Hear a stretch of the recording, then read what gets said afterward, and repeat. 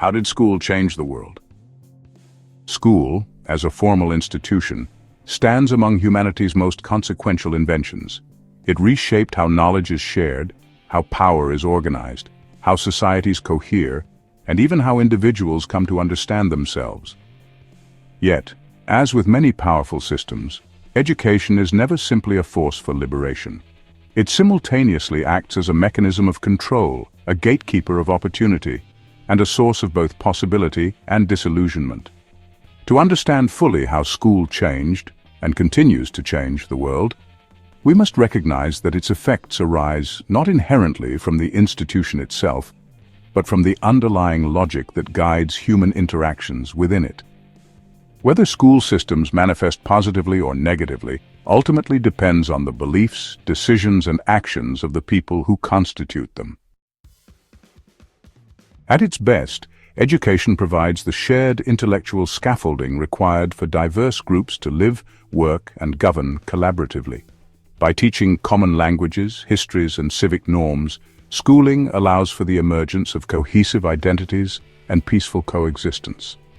Literacy and civic education enable individuals to navigate institutions, fostering mutual understanding and societal stability. Yet the same mechanisms that unify society can also homogenize it. When curricula disproportionately reflect dominant cultural narratives, they erase minority histories, enforce conformity, and silence dissenting perspectives. Thus, the power of education to foster coexistence is conditional, dependent on whether educators and policymakers choose inclusion or conformity, diversity or dominance. The potential for education to unite or marginalize emerges directly from the beliefs and priorities of those who shape it. Educational systems inherently form self-sustaining loops with society. Governments invest in schools, schools produce capable citizens, and these citizens in turn support the systems from which education draws strength. Ideally, this reinforcing loop cultivates democratic institutions, economic stability, and societal progress. However, when priorities shift from developing thoughtful citizens to merely producing compliant workers, education instead reinforces rigid status quos. Standardized curricula emphasizing compliance, punctuality, and narrow vocational training may exclude creative, critical, or alternative forms of knowledge as irrelevant or even threatening. Here, the beliefs and actions of educators, policymakers, and communities dictate whether this loop results in dynamic progress or stifling rigidity. Modern institutions, governments, economies, healthcare systems, depend fundamentally on a population trained in literacy, reasoning, and collaboration. School acts causally, producing the technical experts and bureaucrats who keep these institutions functioning and advancing society as a whole. Yet the causal power of school is inherently fragile. When curricula become outdated or disconnected from lived realities, education continues to generate credentials without producing genuine competence. Society is left with a workforce ill-equipped for contemporary challenges and citizens alienated by systems no longer responsive to their needs. Thus, the adaptive capability of education directly reflects whether decision-makers remain attentive to social changes or complacently reproduce obsolete practices. In theory, schools provide ladders of opportunity, allowing individuals from disadvantaged backgrounds to gain social mobility through equitable education. Ideally, the system breaks barriers, enabling meaningful participation across economic and social divides. But in practice, schools often serve as bottlenecks. Students lacking time, resources, or cultural capital frequently face systemic exclusion, where the cycle of inequality perpetuates rather than disrupts itself. Whether education narrows or widens inequality depends explicitly on collective choices. Who is given access, how success is defined, and whose interests are prioritized. School thus mirrors the values of society, reflecting not only its aspirations, but also its prejudices.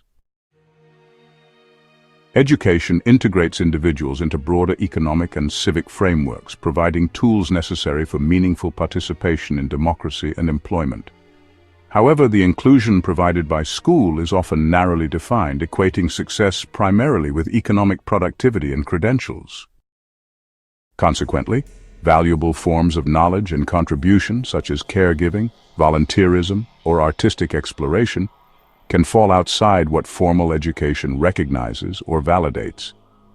By binding identity to productivity and economic contribution, school reflects society's underlying beliefs about what is valuable, inevitably marginalizing alternative ways of life and knowing. Ideally, educational institutions adapt smoothly to technological advances, shifting economies and evolving cultural norms, updating curricula and pedagogy accordingly. School can serve as society's stabilizing anchor amid rapid change. However, institutional inertia frequently inhibits adaptation, creating dissonance. When education fails to align with emerging realities, students become aware of a troubling gap between what they learn and what the world demands. Alienation ensues, and school loses relevance. Here, too, the responsiveness of education depends entirely on whether stakeholders choose to embrace or resist change. School profoundly reshapes human cognition, not only transmitting knowledge, but training abstract thought, skepticism, historical awareness, and systems-level reasoning. Formal education transitions humanity from mythic consciousness to analytical literacy and digital fluency. Yet this reshaping is not neutral. By prioritizing certain modes of cognition, education can marginalize embodied, intuitive, ancestral, or communal forms of knowledge. The systems of thought fostered by schools inherently reflect cultural priorities about what kinds of thinking and which individuals are valuable. Whether educational institutions expand or constrain human cognition depends on whose voices shape what is considered valid knowledge. School undeniably changed the world by constructing the cognitive, social, and structural foundations of modernity.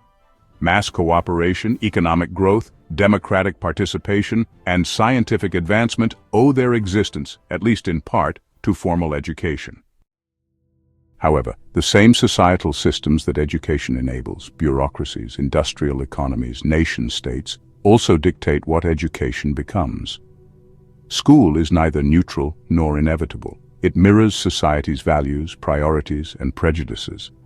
When aligned with human needs, it produces stability, growth, and opportunity. When misaligned, it generates alienation, inequity, and decline.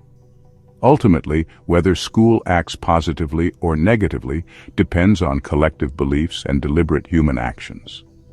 To truly understand education is to recognize it as a reflection of ourselves, a structure simultaneously promising and burdened by history, always capable of transformation, yet not yet fully transformed.